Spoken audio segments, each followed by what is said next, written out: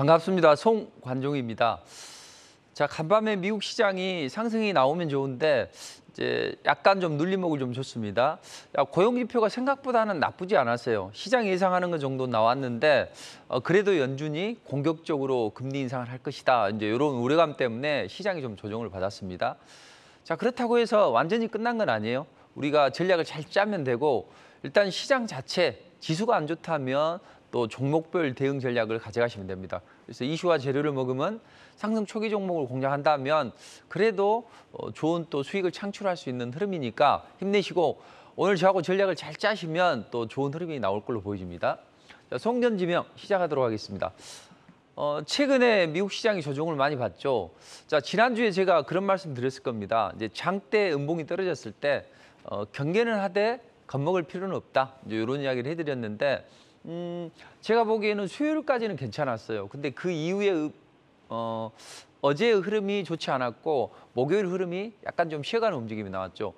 일단 파월이 잭슨 홀 연설 이후에 이제 조정을 받았단 말이에요. 그런데 하루 이틀은 조정을 받을 수가 있습니다. 수요일 날 ADP 민간 고용이 발표가 됐는데 시장이 예상하는 것보다는 좋아요. 30만 명 예상했는데 13만 명이 나왔다는 거죠. 그렇다면 연준이 공격적으로 금리 인상을 하기 쉽지 않다. 이제 이런 기대감이 있겠죠. 이게 금요일 발표되는 고용 보고서의 전체적인 역할을 하는 거니까. 그럼에도 불구하고 시장이 조정을 받았다는 이야기죠. 토마스 바킨이나 윌리엄스에 의해서 클리브랜드 연은 총재 로르타 메스타도 내년에 4% 정도 이상은 금리가 유지가 돼야 될 것 같아요. 그리고 그것도 쭉 이런 쓸데없는 이야기를 하면서 시장이 이걸 반영을 시키지 못했어요. 목요일 날 급락에 따른 반발 매수세도 들어왔습니다. 그렇지만 이걸 살리지를 못했어요.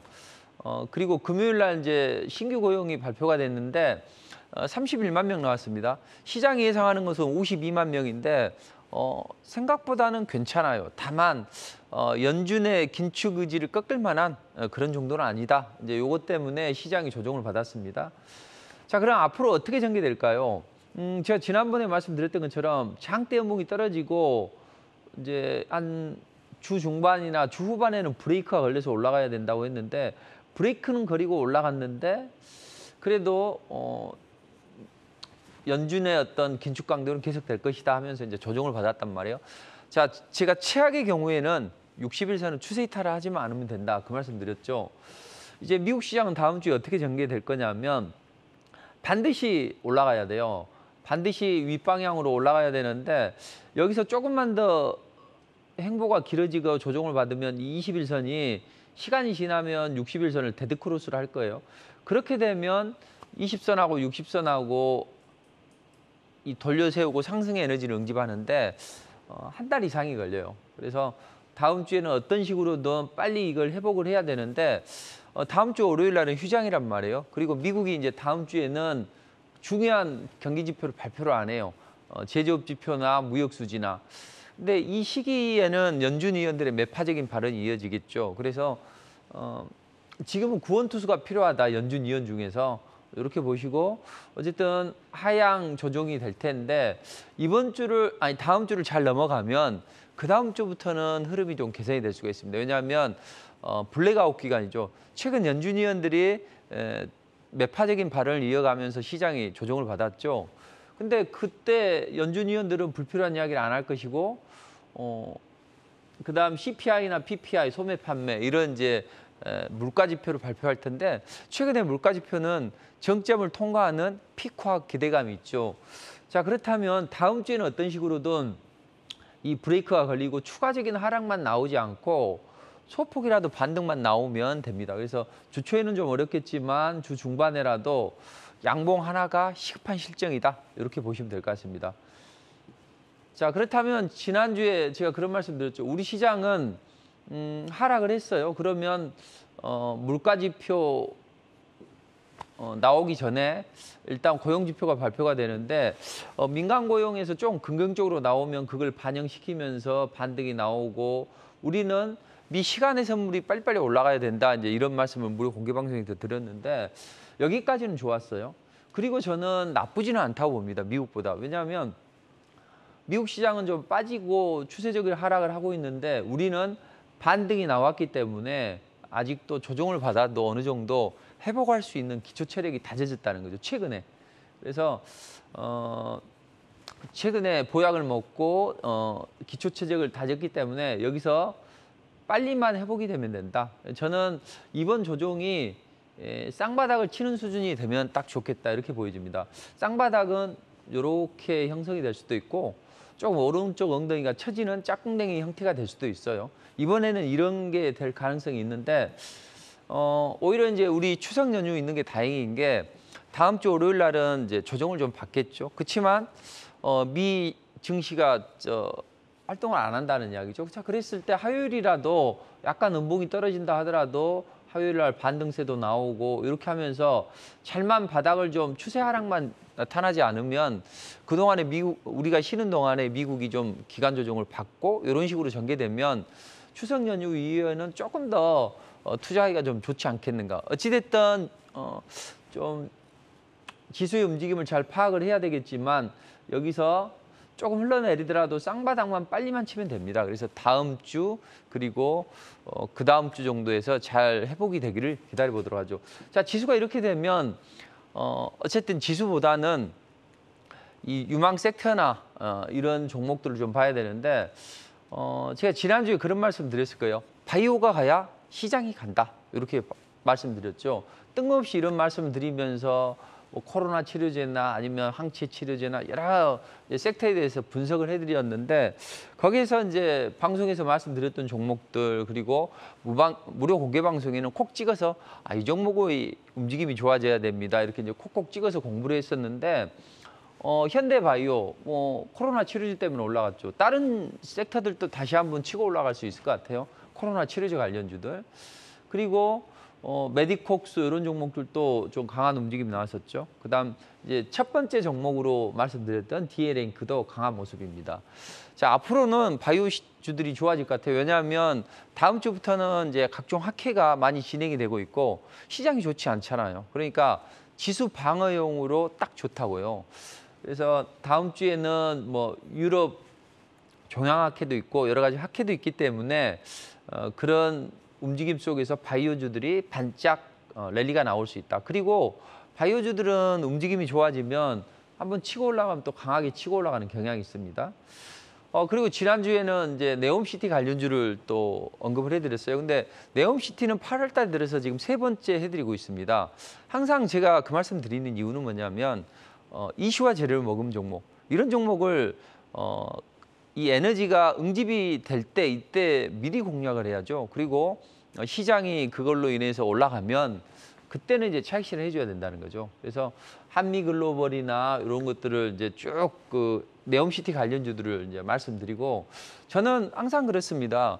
이제 국고처를 통해서 다음 주에 대한 전략 이런 것들을 먼저 드리고 무료 공개 방송에서 이제 종목 콕 찍어서 이 종목이 이렇게 전개될 테니까 이 종목을 공략 한번 해보시죠. 이제 같이 우리가 공부를 하고 하는데 저는 이제 지난번에 유신을 이제 그런 말씀을 드리고 리포팅을 유신을 해드렸는데 최근에 강한 움직임이 나오고 있습니다. 그리고 히링 같은 경우도 마찬가지입니다. 최근에 리포팅을 해드렸고 이랬는데 단기적으로 슈팅이 좀 나왔죠. 그래서 다음 주에도 이런 네옴시티 관련주들의 움직임이 좋아질 수 있으니까 그건 다시 한번 잠시 후에 말씀드리도록 하겠습니다. 자, 그렇다면 제가 리뷰를 해드렸던 이유는 뭐냐면 항상 지수가 조정을 받을 때는 이슈와 재료를 신선하게 먹은 종목들 이런 종목들이 강하게 움직입니다. 그래서 다음 주에 어떤 움직임이 나올 수 있나 이제 이렇게 따져보면 최근에 수익률을 주도했던 종목들은 공통 분모가 있습니다. 미국 주도의 신냉전 관련 섹터들, 뭐 대중국 압박 전략, 러시아 압박 전략 이런 것들에 따른 관련 섹터가 움직입니다. 근데 그 최근의 움직임을 보면 좀 한번 테마가 형성이 되면 강하게 형성이 되면서 순환매가 나온다는 거죠. 그러니까 어떤 국제 정세를 잘 파악을 하고 유망 섹터, 저평가되어 있는 섹터를 잘 발굴한다면 강한 움직임이 나올 수가 있습니다. 자, 미 인플레 감축법에 따라서 섹터별 순환매가 나왔죠. 처음에는 그동안 시장에 소유됐던 태양광이나 풍력, 그리고 2차 전지, 수소 관련 산업까지 움직이더니 마지막에는 폐배터리 관련주까지 움직임이 나왔습니다. 자, 그 전에 테마가 형성했다는 게 뭐죠? 러시아 우크라이나 사태 때문에 흑해 봉쇄하면서 공모가 치솟았죠. 이때 사료주들, 저도 사료주들을 리포팅을 해드렸는데 뭐 아주 강하게 움직였었습니다. 그리고 대두 관련해서도 그런 이제 여러분들께 그런 무료 공개 방송에서 이제 말씀드리고 나서 이제 리포팅을 해드렸는데 그때 이런 대두 관련주도 강하게 움직였었죠. 그래서 사료, 대두, 농업, 비료. 그다음에 이제 마지막에는 그동안 소외됐던 음식료 관련주까지 순환매가 났는데 다음번에 순환매가 나올 섹터는 어디가 될까요? 저는 바로 이 섹터가 될 걸로 보여집니다. 그 섹터는 어떤 곳이냐? 이걸 파악하려면 먼저 최근에 순환매 흐름이 어떻게 좀 전개됐는지 좀 더 디테일하게 파악할 필요가 있습니다. 자, 최근에 이 인플레 감축법이 이제 공표가 되면서 그때는 관련주들이 탄력이 어땠어요? 이제 끝났죠. 자, 그 전에 움직였다고요. 그러니까 시장은 항상 기대감을 머금고 올라간다는 이야기죠. 자, 이 관련주들이 제일 먼저 올라갔을 때가 뭐였습니까? 진흙 속에 피는 연꽃처럼 시장이 이게 갈까 말까 또는 시장이 안 좋은 상황에서 이럴 때 종목들이 움직인다고요. 자, 그때 7월 27일, 28일 날 이제 여당 내 야당 조men친 의원과 저 척스묘 상원 대표가 이제 원내대표가 합의를 했죠. 그래서 태양광이나 뭐 풍력 이런 관련주들을 움직였는데 이 G2파워가 먼저 강하게 상한가를 쏘아 올리면서 하나솔루션이나 현대에너지솔루션 이런 종목도 움직이고 또 풍력도 보조금을 더 많이 주니 앞으로 이 태양광보다는 풍력 쪽이 좀 더 훨씬 더 발전할 수 있겠다. 이제 이런 기대감 때문에 그동안 어떤 미운 오리 새끼였잖아요. 미운 오리 새끼였던 태양광 풍력이 그동안 시장이 소외되면서 이제 움직임이 나왔단 말이에요. 그리고 이제 8월 1일 날에는 법안 통과 기대감 때문에 그동안 안 올라갔던 S에너지나 대부분 마그네틱 이런 종목들도 움직이고 근데 이제 빨리 진통이 있죠. 법안 통과가 빨리 안 되고 해서 바이든이 대기업이나 노동자 불러놓고 야 우리가 이 법 빨리 통과시켜야만 여러분들 잘 사주지 있지 않겠어요 하면서 화상 라운드 테이블을 열고 총력전을 펼쳤어요. 그래서 관련주들이 이제 지속을 보였는데 일단 8월 8일 날 상원 통과가 됐어요.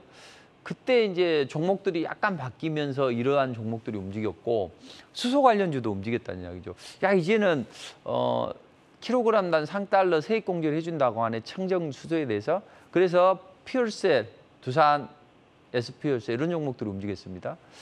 그리고 8월 10일 날은 이제 야 그럼 이런 법이 통과되면 그동안 재생에너지들이 보조금 줬던 거 깎은다고 해서 안 준다고 해서 했었는데 이제는 올라가겠네 하면서 관련주들이 움직였고 드디어 이제 2차 전지주들, 폐배터리 관련주들도 수혜 기대감 때문에 올라갔죠. 특히 이제 새내기주들이 이렇게 강점을 보이게 됩니다.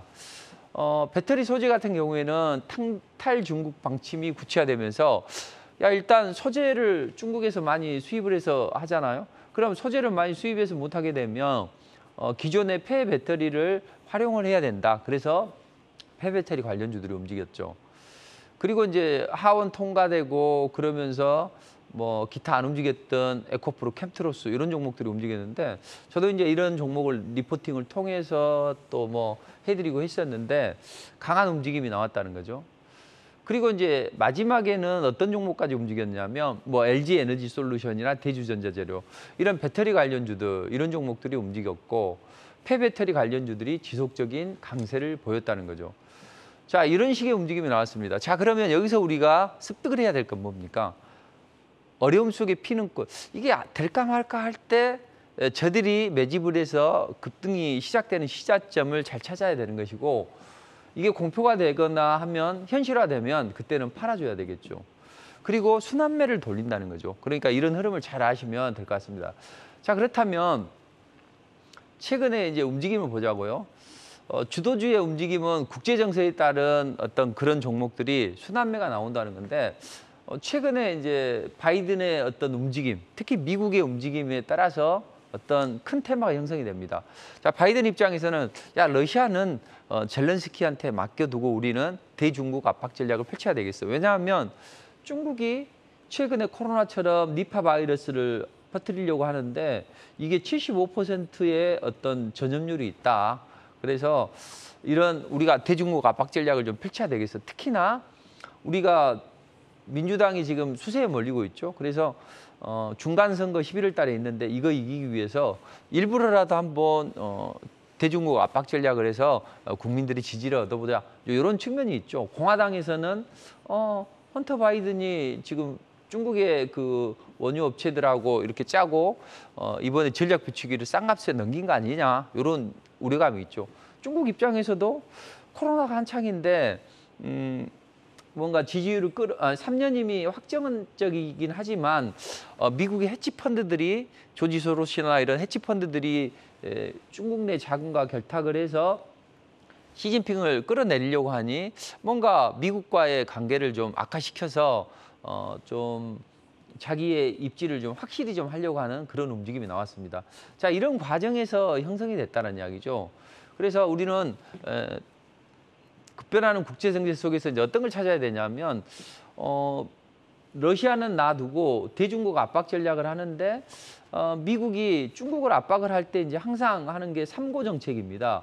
유가금리 환율로 중국을 압박하죠. 원유를 가장 많이 쓰는 나라니까. 그리고 중국이 가장 무서워하는 게 다른 게 아니라 그 환시장이죠, 환시장. 만약에 부동산 시장이 어려운데 만약에 여기서 외국계 자금이 빠져나가면 어떻게 될까요? 부동산 시대 붕괴가 되고 또 그로 인해서 금융시장이 경색이 된다는 이야기죠. 이것 때문에 항상 중국은 위안화의 이상을 좀 높이려고 하는 움직임이 나오고 있습니다.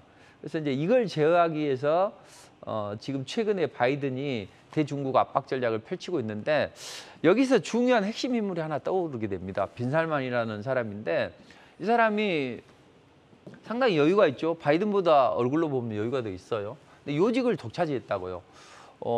왕위를 계승하는데 뭐 여기는 영공 서열로 왕위를 계승을 해요. 근데 자기가 직접 아버지 왕위를 계승하겠다 나셔서 사촌 형제들 죽이고 거기에서 나쁜 말하는 가스쿠치를 살해하고 그럼으로 인해서 자 나쁜 깡패네. 그래서 바이든이 척을 두고 있는 상황이었죠. 자 그런 상황인데 최근에 이제 그 비리가 하나 터졌죠. 영국 그 방산업체하고 방산업체 사주고 뭐 이 방산업체들이 2천억 이상 스위스 비밀 계좌로 송금해주고 그래서 그러면은 야 우리 저 타이푼 도입하는 계획 취소하겠다 뭐 으름장 놓으니까 뭐 영국의 토니 블레어 총리가 야 그럼 수사하지 마 이렇게 하면서 일단락이 됐지만 어쨌든 이 사람이 중요한 요직을 차지하고 방산 계획 때문에 상당히 유럽과도 관계가 안 좋아지고 이런 상황이라는 거예요. 그래서 미국은 이제 야 그러면 저 도와주지 마 해서 사드나 패트럼 미사일을 철수를 했다고요. 그러니 당연히 기존에 가지고 있는 미사일 가지고는 한계가 있겠죠. 이때 예멘의 후티 반군이 수도 리야드를 공격하고 괴롭게 하는 거죠. 그때 뭐 패트레이 미사일은 바닥이 났죠. 그러니까 사우디가 있으면 사우디가 예멘의 후티 반군이 예멘에 내전이 일어나요. 그래서 정부군을 도와주니까 반군이 미국도 빠져나갔겠다. 패트럼 미사일 바닥 났다고 하는데 쏴볼까 해서 괴롭게 하는 거죠. 이런 식으로 지금 힘들어지고 있습니다. 여기다가 최근에 그동안 믿었던 트럼프 믿는 도끼에 발등 뜯긴다고 압수수색 진행하고 이렇게 하면서 야 다음 대선에 나오기 힘들 것 같네. 그럼 우리는 누군가 조력자가 필요한데 그 조력자를 누구로 할 것인가? 바이든은 지금 나한테 손을 내밀고 있지만 원유 감산을 해서 자기 인플레를 떨어뜨리기 위해서 하는 거니까 좋아. 그럼 이거보다는 중국한테 주류를 한번 대보자. 왜냐하면 중국이 우리가 필요할 거야. 만약에 대만을 공격했을 때 어떤 원유 수송로를 차단하고 또 외환 시장으로 공격을 할 테니까 우리가 원유 수송로를 잘 확보할 수 있도록 해주고 그다음에 지금 과거에 미국이 우리 때문에 먹고 살았지 않냐. 오일 산 걸 그 달러로 결제하는 페트로 달러 이걸로 먹고 살았는데 야, 다른 사람들한테 달러로 결제 안 하면 원유 안 팔게. 이게 이제 페트로 달러잖아요. 근데 앞으로는 위안화를 쓸 수 있게 해준다는 거죠. 이랬을 때 중국도 뭔가 좋아 이렇게 생각을 할 수 있겠죠. 그래서 중국의 입장에서 보면 G1으로 거듭나기 위해서는 반드시 미국의 공격을 회피해야 됩니다. 특히나 반도체 굵기를 완성을 해야 돼요. 근데 반도체 굵기 완성하려고 반도체 굵기 사업을 펼쳤더니 쓸데없이 관료들이 관료들이 부패해지면서 이 사업이 실패로 돌아갔다는 이야기죠. 야, 그러면 우리가 TSMC를 직접 먹어보자 하면서 대만 침공의 야욕을 불태우고 있습니다. 만약에 대만을 침공했을 때 미국은 야, 지난번에 러시아가 우크라이나 침공한 거 봤더니 야, 이거 우리가 통제가 어렵겠네. 그래서 미리미리 선수를 치지 않으면 안 되겠다 싶어서 고강도로 이제 미국 압박 전략을 펼치는 거예요. 그러면 미국이 먼저 할 것은 일단은 원유를 가장 많이 쓰는 나라가 어디입니까? 중국이고 전쟁할 때 원유를 많이 쓰겠죠. 그래서 이 원유 수송로 호르무즈 해협을 통해서 인도양을 통해서 말라카 해협을 통해서 이 좁은 말라카 해협을 통해서 남중국해를 통해서 대만 해협을 통해서 이렇게 가는 원유 수송로를 차단하기죠. 여기서 일본과 자꾸 훈련하죠. 말라카 해협에서. 자, 이런 식으로 이걸 통제를 하고 그다음 이제 외환 시장을 공격하고 있죠. 야, 쟤네들 보니까 부동산 시장 아킬레스건이야. 요즘 보니까 뭐 짓다가 많은 부동산 많은데 거기를 공략해 볼까? 중국은 이걸 회피하고 미리미리 선보기 위해서 부동산 황다그룹 파산을 일부러 일으켜서 그런 부실을 좀 최소화한다는 이야기죠. 자, 이런 상황이라면 중국의 입장에서는 원유 수송로나 또 페트로 위안화, 달러를 쓰는 게 아니라 오일 살 때 위안화를 쓴다는 거죠. 자, 이런 흐름을 만들어가고 또 최근에 폭염이 계속 와서 좀 상당히 경기가 좀 흉흉하잖아요. 여기다 코로나가 지금 확산이 되고 있습니다. 청두, 뭐 경기 위축 때문에 봉쇄한다 그러는데 이런 것 때문에 경기가 침체됩니다. 그런 징후가 계속 나타나고 있죠. 차이신 PMI가 49.5라고요. 이게 지표가 50 이상이면 확장 국면이고 50 아래면 침체 국면이죠. 계속 침체 국면에 진행이 되고 있습니다. 자, 이런 상황이라면 이제 여기에서 글로벌 정세가 이렇게 될 때 유망 세타가 어디입니까? 네옴시티. 근데 처음에 제가 네옴시티를 8월 달 초반부터 시작해서 3번 이상을 했는데 그때는 여러분들이 관심을 좀 덜 가졌을 거예요. 그러네 이번에 이제 올라가니 이제는 네옴시티인가 이렇게 생각한다는 이야기죠. 그렇게 되면 우리는 항상 저들에게 당하게 됩니다. 항상 저들을 한 발짝 앞서 나가야죠. 그래서 이제 이 네옴시티가 좋은데 앞으로도 이제 움직일 수 있는 쪽이 있는데 아까 제가 인플레 감축법이나 아니면 에그플레이션 관련주 있죠. 이런 종목들이 순환매가 나왔다는 것을 잘 상기를 하시기 바랍니다. 그럼 이쪽에서도 순환매가 나오겠죠. 최근에 이제 올라갔던 게 뭐예요? 야, 서울 44배에 646조 원을 투입해서 네옴시티를 짓는다고 하는데 지금 현대건설이나 삼성이 인프라 공사를 일단 일부를 수주했다는 이야기죠. 근데 여기에서 이제 턴키로 처음 시공부터 시작이죠. 끝까지 하는 턴키 공사를 하려고 하는데 여기에 파트너를 누구로 할 것인가 이런 생각이 많이 들겠죠. 그래서 여기에 관련 기업들이 이제 몇 종목이 있는데 그런 기업 중에서 이번에 뭐 원희룡 장관이 그 CIO를 만난다고 했죠. 그때 같이 배석을 하는 그런 사람들이 그런 기업들이 주가가 강하게 움직이지 않겠냐. 충분히 그런 가능성이 있으니까 배석을 했을 거 아니냐 이런 생각이 들겠죠. 그래서 그런 관련주들이 움직였다고요. 그러니까 이 관련주들은 앞으로 순환매가 나올 수 있다. 그래서 주로 이제 건설주들이 올라갔는데 앞으로는 순환매 흐름상 그 하늘 높은 빌딩을 지어야 될 거 아니에요. 그래서 건설주들이 추가적으로 올라갈 수 있고 원자력도 협력을 하고 지금 사우디 원자력 지어준다고 하는데 이건 조금 지연이 될 수는 있어요. 수소는 항상 강하게 올라가는 섹터가 아니죠. 그래서 앞으로는 이런 쪽으로 순환매가 나올 수 있다. 이렇게 좀 보시면 될 것 같습니다. 자, 그렇다면 최근의 흐름은 중국의 입장에서 보면 어떤 대중국 압박 전략에 회피하고 미국에 그리고 자신들도 경기를 부양하기 위해서 상당히 코로나를 좋지 않는데 이 사우디하고 협력을 통해서 뭔가를 해야 되겠죠. 그래서 지금 최근에 보면 중국 업체들이 통신이나 기반 시설 이런 초기 물량을 되게 휩쓰르고 있다고요. 그러니까 우리 입장에서도 중요하고 중국 입장에서도 아주 중요하다는 겁니다. 자, 그렇다면 우리는 그중에서 어떤 종목들이 움직일 수 있을까 해서 지난주에는 이런 대형주들보다는 유신이나 한미글로벌, 세아베스트, 히림, 다스코, S&T 이런 종목들이 좋다. 이제 이것은 제가 8월 초부터 계속 방송이 끝나고 무료 공개 방송에서 이제 같이 공부해 보시죠 해서 같이 공부를 해드렸다는 이야기죠. 그때는 이런 종목들이 잘 안 올라갔죠. 그러나 지금 어떻게 됐습니까? 시장의 곽강을 받으면서 강하게 올라가죠. 저도 이제 그거 하면서 뭐 해드리고 나서 유신이나 뭐 히림이나 뭐 이런 종목들을 이제 리포팅을 해드렸는데 앞으로는 어떤 쪽이 형성이 될까요? 스마트 그리드 이런 쪽을 좀 잘 봐야 될 것 같아요. 그리고 뭐 자율주행이나 이런 쪽에 이제 순환매가 나올 텐데 일단 다음번에는 스마트 그리드가 될 가능성이 높다 이렇게 보시면 되겠습니다. 근데 이제 우리는 이런 종목을 살 때 보면 이런 데 가서 관심을 갖는다. 이게 아니라 상승 초기에서 관심을 가져야죠. 항상 제가 말씀드렸죠. 주식은 수급의 논리에서 움직인다. 그래서 수급선 60선과 수급의 생명을 불러일으켜야 된다. 그래서 생명선 20선이 수렴되는 구간에서 강하게 튀어 올라가니까 이런 종목이 소외됐을 때 관심을 갖자는 이야기죠. 그리고 시장이 열광할 때 팔아주자. 그래서 유신이나 뭐 히링 같은 것도 최근에 단기적으로 이제 좀 치고 올라갈 때 그 전에 이제 제시를 해드렸는데 자 그렇다면 순환매 흐름이 나오면 이제 건설 인프라 관련주들은 여전히 좋을 것 같아요. 어차피 좀 큰 빌딩을 세우고 도로 항만이나 건설하니까 다음 주에 움직일 수 있는 것은 이제 도화 엔지니어링 이런 종목들이 움직일 수가 있습니다.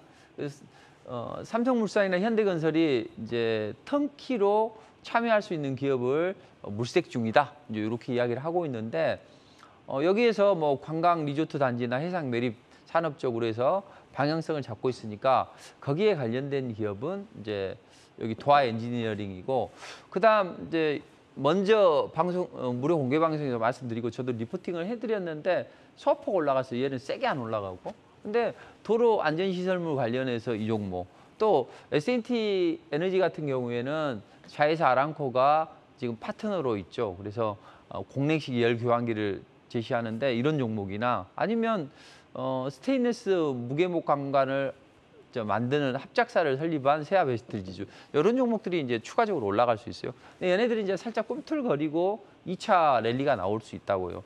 자 이거보다는 우리가 스마트 시티 쪽을 잘 봐야 됩니다. 왜냐하면 G20 디지털 경제 장관 회의가 펼쳐졌어요. 이번 주에. 근데 거기에서 그 우리 통신정보기술부 차관보하고 우리 정부하고 이제 같이 회담을 했는데 여기서 야 우리 네옴시티 짓는데 한국이 스마트 시티를 좀 도와다오 이렇게 이제 요청을 했었죠. 그래서 우리 한국의 뭐 디지털 인프라 서비스나 보안 서비스나 기타 이런 쪽으로 인해서 네옴시티를 좀 건설해 달라 이제 이렇게 이야기를 한 거죠. 그래서 홍진배 네트워크 정책실장이 야 그래? 그럼 우리가 지원 아끼지 않을게 이렇게 이제 이야기를 해줬다는 거죠. 그러면서 관련주들이 쫙 좋아졌는데 자 스마트 시티란 게 뭡니까? 과거에 유비쿼터스라는 말 들어보셨죠? 모든 사물을 네트워크로 연결해서 시간과 장소에 구애 없이 다양하게 이용하는 기술이 이제 유비쿼터스인데 이제 요즘에 이름이 바뀌어서 스마트 시티라고 합니다. 초기에는 뭐 방범이나 또 교통 안전 이런 것들에 대해서 집중을 했는데 이제는 발전을 해서 뭐 스마트 그리드나 자율주행이나 아니면 도심에서 농작물을 키우는 스마트팜 쪽으로 움직였다는 이야기죠. 관련 종목들이 많습니다. 여기에서 미리미리 말씀드렸고 저도 리포팅을 한 번씩 해드리고 이랬었는데 이제 이쪽이 좀 빨리는 안 움직였어요. 근데 이제는 한번 움직임이 나올 걸로 보여집니다. 그래서 왜 그러냐면 최근에 러시아 우크라이나 사태 때문에 이 에너지 대란이 일어나고 있죠. 그래서 효율적으로 에너지를 분배해야 된다고요. 이게 바로 스마트 그리드잖아요. 그래서 이런 쪽에 강점을 가질 수 있다 이렇게 보시고 스마트 그리드라는 건 어려운 게 아니죠. 뭐 태양광이나 풍력이나 뭐 발전을 통해서 분배된 에너지를 효율적으로 분배하는 거죠. 야 지금은 사람들이 많이 안 쓰니까 이럴 때 전기차 충전해. 이렇게 하고 야 지금 아무리 에어컨이 더워도 에어컨을 너무 많이 틀면 지금 요금도 많이 나가고 하니까 지금 온도를 좀 줄이세요. 선풍기를 트시고 창문을 여세요. 이렇게 해주는 게 바로 스마트 그리드라는 거죠. 자 그래서 우리나라가 왜 이제 사우디한테 요청을 받았냐? 우리는 지금 제주도에서 여러 기업들이 포스코 또는 LG, SK, GX 여러 군데에서 이 스마트 그리드 실증 사업을 진행을 하고 있다는 겁니다. 자, 그렇다면 최근에 이제 태풍이 온다고 하면서 이 태풍용 타이 케이블을 생산하는 코리아 SE가 급등이 나왔죠. 자, 최근에 국제 정세상 거래가 없는 종목들이 한번 탄력이 붙기 시작하면 이렇게 강하게 움직인다는 거죠. 그러니까 미리미리 잡지 않고 따라간다면 무조건 물리게 되어 있고 바닥권에서 사둔다면 정말로 꿀이 될 수 있는 게 이쪽이라는 이야기죠. 이렇게 좀 보시면 될 것 같습니다. 자, 그렇다면 이런 흐름 속에서 이제 대중국 압박 전략이 계속 이어가고 있죠. 그래서 여기에서 또 우리가 관심을 가져봐야 될 섹터가 어디냐.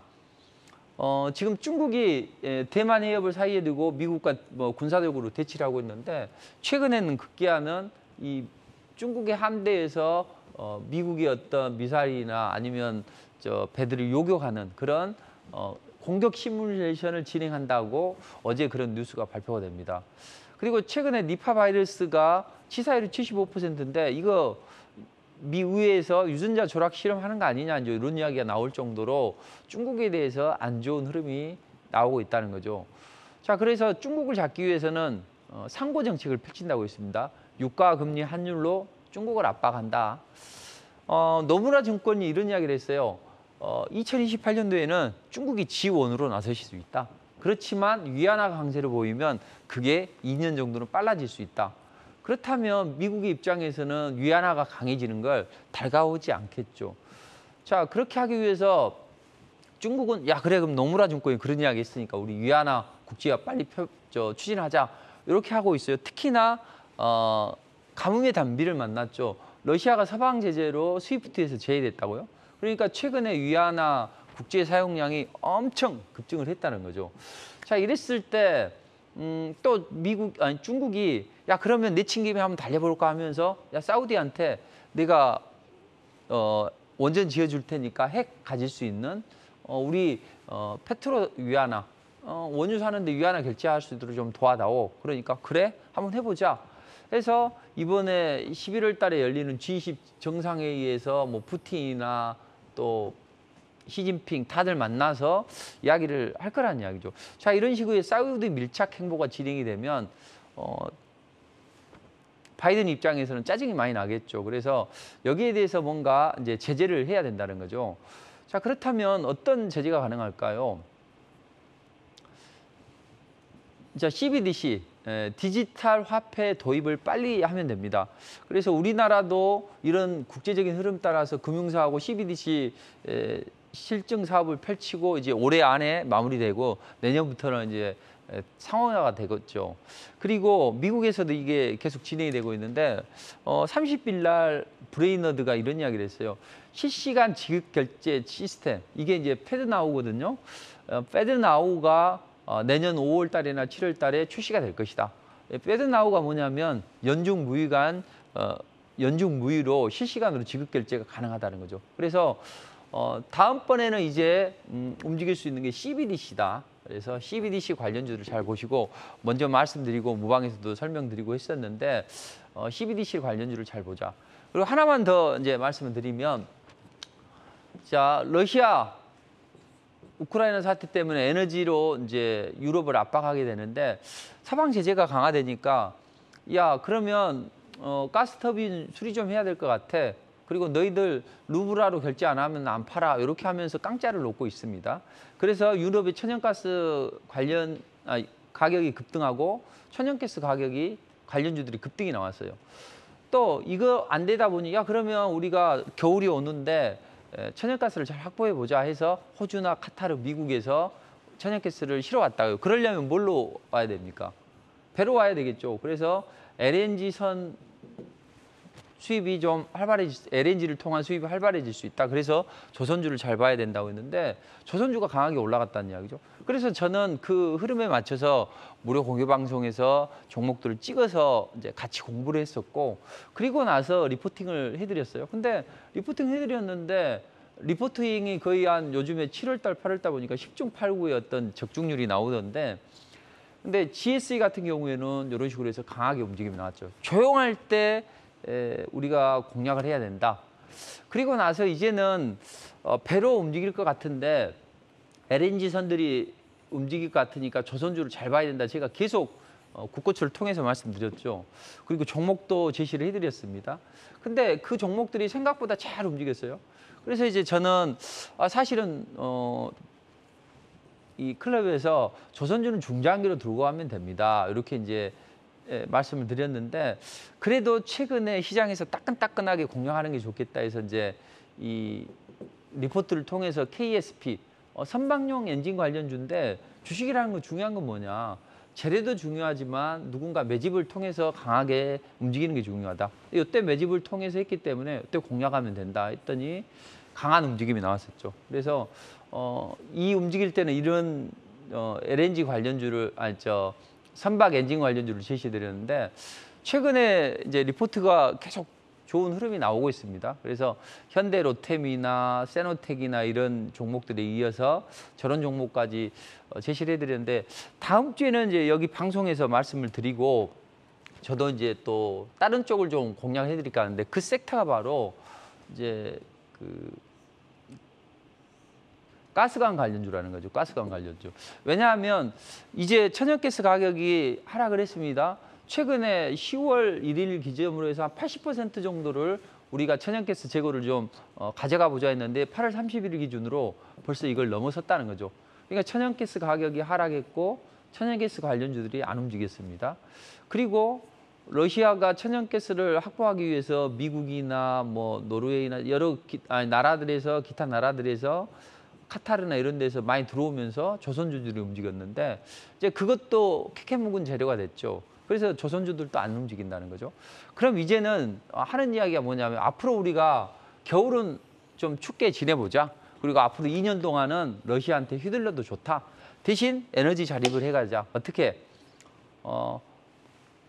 포르투갈, 스페인, 프랑스로 연결되는 중유럽 연결하는 가스관을 설치해보자. 이런 이야기가 나온다고요. 그럼 가스관 관련주들이 움직일 수가 있겠죠.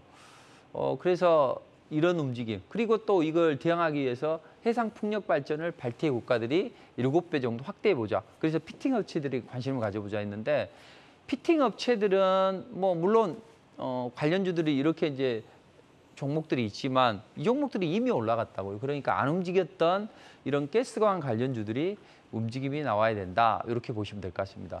자, 그럼 오늘 전달해 드린 메시지는 다음 주에는 이 네옴시티 관련해서 건설지 일부와 스마트 그리드 관련주들의 움직임을 우리가 주의 깊게 살펴봐야 되고 그다음 대중국 압박 전략에 따른 CBDC 이런 종목들의 움직임과 가스관 관련주, 천연가스 가스관 관련주들의 움직임을 잘 보자.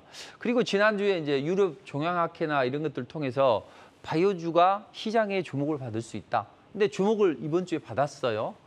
뜬금없이 그런 이야기를 말씀드렸는데 근데 이제 다음 주에는 이런 부분이 더 강화될 걸로 보입니다. 시장이 좋지 않기 때문에 바이오주들의 움직임이 강해질 수가 있습니다. 그래서 저는 이제 여기서 지난주에 바이오주에 대해서 집중 분석해드리고 뜬금없이 또 HLB로 또 제시를 해드렸어요. 근데 HLB가 이제 리포트를 제시해드렸는데 당일날 한 6점 몇 %가 튀어 올라갔는데 이제 HLB 생명과학이 좋아요. 그러니까 그런 종목들은 유심히 잘 살펴보시면 될 것 같고 다음 주에는 테슬라 완전 자율주행 시스템이나 아니면 아이폰 공개하는 거나 뭐 여러 이제 이벤트가 있습니다.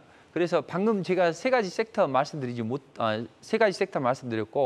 기타 말씀드리지 못한 섹터는 무료 공개 방송을 통해서 말씀드리도록 하겠습니다. 자, 무료 공개 방송에 참여하시는 방법은 간단해요. 포털 사이트에서 인터넷에서 한국경제TV를 치시고 한국경제TV를 클릭해 들어오시면 거기에 여기 제 사진이 뜨거나 이렇게 될 거라고요. 그러니까 한국경제TV 홈페이지를 통해서 저의 무료 공개 방송에 참여하시면 여기서 나왔던 종목 중에서 이제 섹터 중에서 유망 종목이 있죠. 그런 걸 찍어서 같이 공부해 드리고 있습니다. 근데 그런 종목이 엄청 잘 움직여요. 그러니까 꼭 참석하시고 어렵긴 합니다. 그렇지만 이런 어려운 장에서도 좋은 흐름을 가져갈 수 있는 유망 섹터, 유망 종목을 공략한다면 추석 전에 좋은 결과를 마련할 수 있을 것 같습니다. 힘내시고 화이팅 하십시오.